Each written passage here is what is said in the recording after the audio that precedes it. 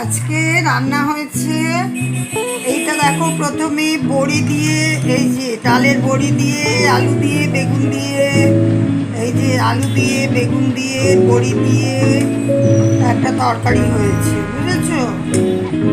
হ্যাঁ, আর এটা হচ্ছে ফেভারিট মোচার ঘন্ট। মোচার ঘন্ট চিংড়ি মাছ দিয়ে করিনি, এমনি